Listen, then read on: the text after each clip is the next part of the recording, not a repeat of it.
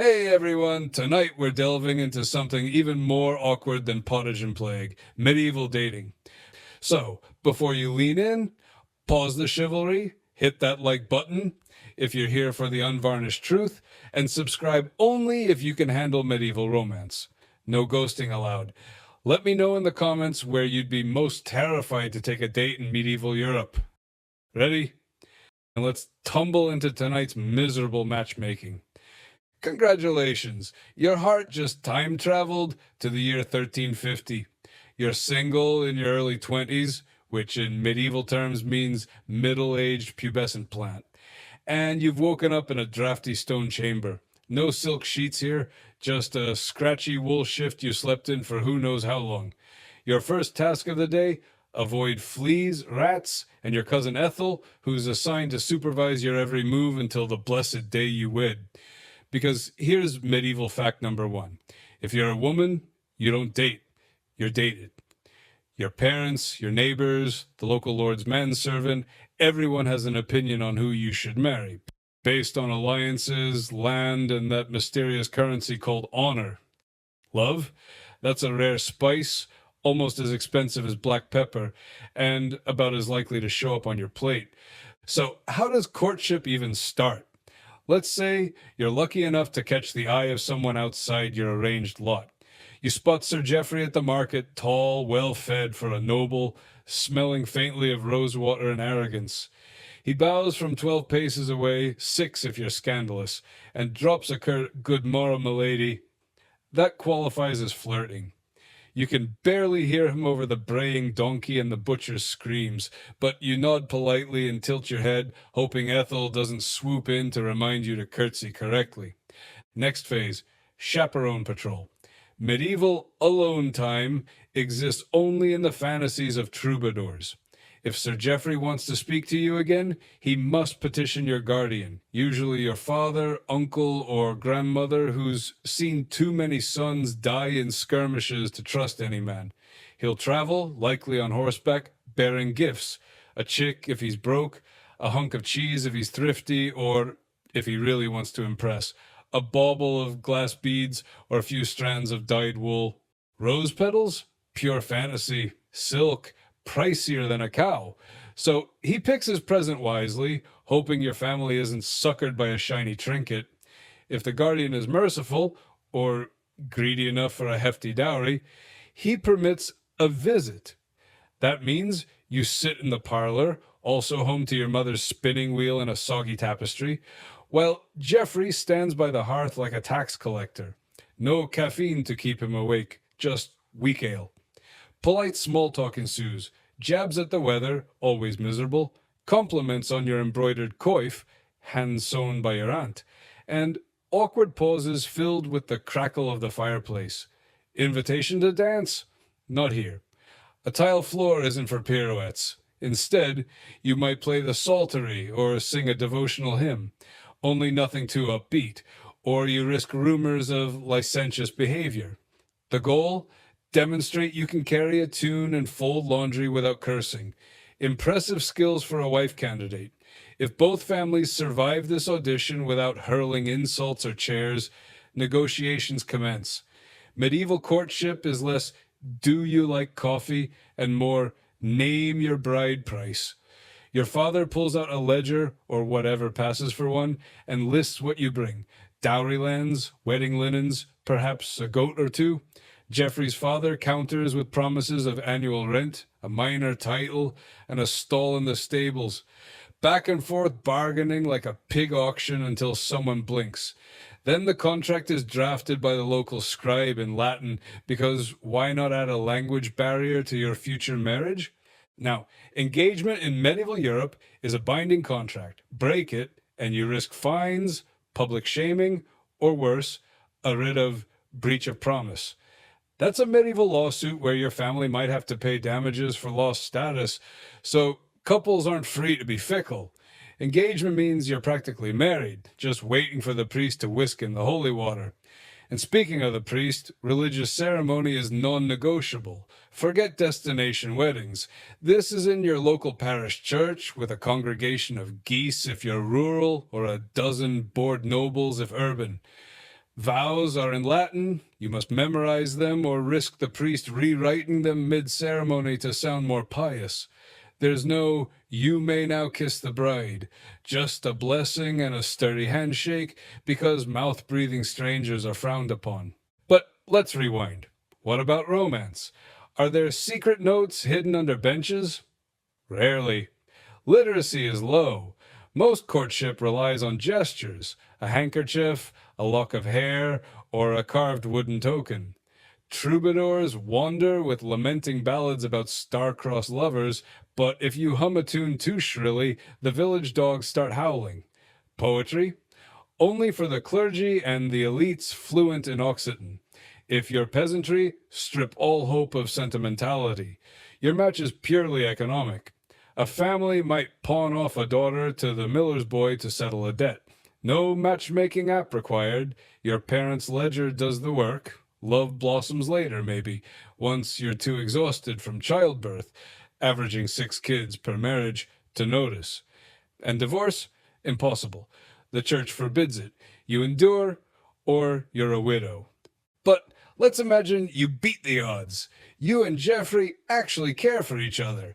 You steal glances during the harvest festival, share a loaf of coarse rye bread, and whisper sweet nothings about surviving the winter. That's medieval flirting.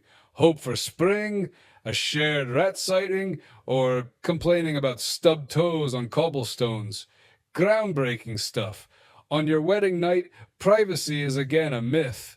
The entire household watches you change. The bed is as luxurious as the mattress you woke up in. Straw, bugs, and the lingering odor of last night's stew. Jeffrey has to prove consummation by presenting a blood-soaked sheet the next morning. No, we're not kidding. That's medieval proof of virginity. Anything else, and you face scandal, annulment, or being locked in a convent faster than you can say, I object. Assuming you survive that ritual, you're officially mated for life, or until plague, war, or a jealous rival intervenes. And here's medieval courtship fact number 2. Love is optional, patience is mandatory, and personal happiness is tertiary to family alliances. Your social standing now depends on your husband's fortunes. If he dies in a joust, you might lose land, status, and be shipped off to a convent with nothing but a habit and bad vibes. For men, courtship is equally perilous. You must demonstrate valor in tournaments, think medieval Tinder, display your family coat of arms, and survive the inquisition of your fiancé's relatives. One misstep, insulting her aunt, losing a joust, or arriving without a gift, and you're demoted from prospective groom to unpleasant vagrant. No second chances. And then there's the checklist. Dowry received? Check. Marriage contract read by priest? Check. Feudal lord's approval? Check. Local midwife hired? Check. Emotional readiness? Irrelevant. Physical readiness? Optional. Pet sheep? If you're lucky. Finally, the honeymoon. No tropical beach. You spend your first night married in your new family's hovel, surrounded by in-laws who judge your table manners and hygiene. Remember, bathing is still suspect. You sleep on the same straw mattress with a thin blanket and hope the rats take pity and spare your toes. True romance. So, by sunrise, you're legally bonded, socially inspected, and probably already regretting your life choices. Medieval dating, less you complete me, more you supplement my tax obligations. It's dangerous, public, and involves more paperwork than your modern mortgage. You might be thinking, how did anyone survive love back then? The answer, stubbornness, necessity, and the occasional pocketful of hypocrisy. People still found joy, sharing pottage, caring for each other through plagues, and swiping through illuminated manuscripts looking for hearts. It wasn't Hollywood romance, but it was human. So, weary time travelers, how's your love life looking now? Comfortable, risk-free, indoor plumbing and private lives suddenly seem like luxuries. If you're enjoying your modern dating woes, ghosting, awkward first dates, dating apps, send a silent thank you to your medieval ancestors who never had slow Wi-Fi as an excuse. All right, now prepare to cringe at medieval extremes. First up, the scandal of Lady Isolde of Thornwick. Betrothal to Lord Bartholomew at age 12, arranged by her ambitious uncle to secure border lands. But Isolde had other plans. She fell for the court jester, a wiry fellow named Pippin, who could juggle flaming torches and recite bawdy limericks. Their secret meetings took place in the dovecote at midnight, romantic until the doves woke the guard.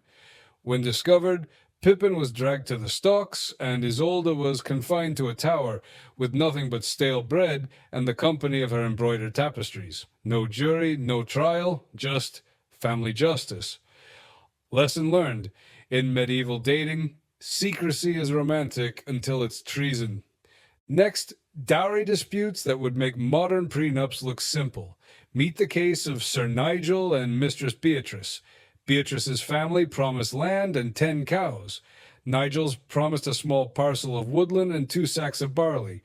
But when the deed was drafted, her uncle decided 10 cows meant 10 and a half. Yes, medieval lawyers insisted on fractions. Barley was counted in bushels, not sacks. Both sides brought in notaries, witnesses, even the local reeve. The dispute dragged on for 2 years, during which Beatrice was technically engaged but couldn't move into Nigel's keep, and rumors swirled that she was secretly cavorting with the miller's apprentice. Finally, they settled. Beatrice's family added 3 geese, and Nigel's added a single goshawk. Romance? More like accounting. Let's talk dowry kidnapping. Yes, that's a thing. If a bride brought a fortune, unscrupulous suitors sometimes borrowed her from her father's hold. Imagine you're Gwendolen, set to marry the kindly Lord Edwin. On the eve of the wedding, a rival clan swoops in, spirited you away under cover of darkness, and demands ransom. Families would send armed riders to reclaim their daughters, or negotiate like they were retrieving stolen cattle. You, the bride, have zero say. Your freedom measured in gold coins or acres of wheat. Medieval dating tip, check your windows at night. Now, dowries weren't just money. They included personal items like jewelry, fine linens, and even the family's pet cat. When that cat disappeared, so did the likelihood of reconciliation. Pet smuggling was a genuine tragedy. Imagine paying a king's ransom only to discover the beloved Moggy of Mayfield was sold off to pay debts. That's medieval heartbreak. Moving on to medieval jealousy. Jealous husbands often hired spies. Village children paid in scraps to follow their wives. They reported every whispered conversation, every prolonged trip to the well, every slight smile at the blacksmith. These reports were delivered to the husband's steward, then reheated like yesterday's porridge in court. If a wife was deemed too friendly, she risked public penance, standing in a barrel, braying verses of penitential psalms until the congregation spat barley at her feet. Medieval marriage counseling? More like medieval public shaming. What about wives' recourse? Enter the medieval separation. A legal separation rarely granted, but sometimes possible if the husband was abusive or impotent. Yes, impotence trials existed. The accused man had to prove his virility before a panel of clergy and neighbors, so he might be required to perform anatomical demonstrations against a sheepskin. Delightful? If he failed, the couple could live apart, but the husband still controlled the dowry, so most couples stuck it out. Now, humor me with the tale of Sir Roland and Lady Matilda. Sir Roland, a braggart knight, insisted on a grand procession to escort Matilda to his keep. He arranged trumpeters, falconers, even a minstrel playing greensleeves. Anachronistic, but you get the gist. They rode through 5 villages, each tolling church bells.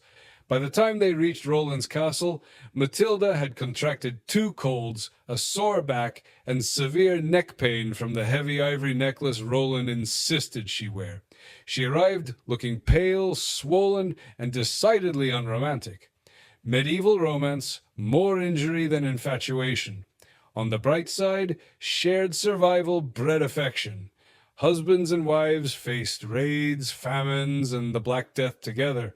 Nothing says, I love you, like rationing the last turnip or sharing a pot of gruel during plague quarantine. Those who survived often forged deep bonds, though by then they were too busy bearing children to write love sonnets.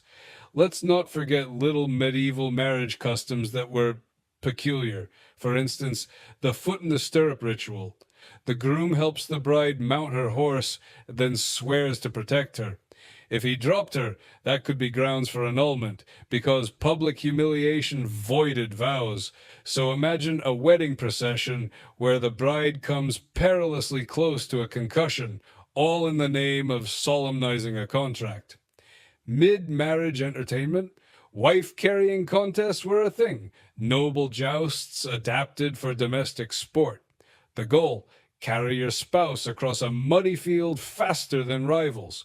Prize, a roasted pig. That pig often ended up at the wedding feast. Nothing says true love like being hurled through a marsh for roast pork. Now, religion loomed over every step. If a couple consummated before the church blessing, the marriage was irregular and might be declared invalid. Conversely, if the groom fell asleep during the ceremony, common after fasting and inked Latin, he might be considered mentally unfit to consent. Both situations could lead to annulment lawsuits in ecclesiastical courts, dragging on for years. The couple waited, unmarried in the church's eyes, yet bound by social expectations. Torture for the heart.